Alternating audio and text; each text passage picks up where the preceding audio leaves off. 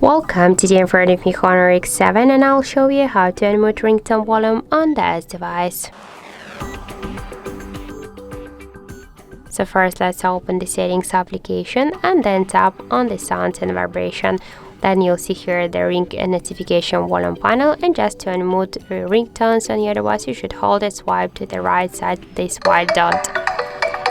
Also we can make it by the second way. Just first be sure that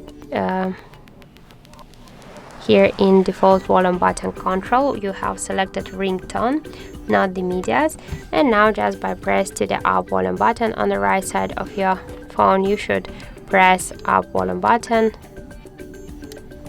and by this way we can also unmute the ringtone of our device.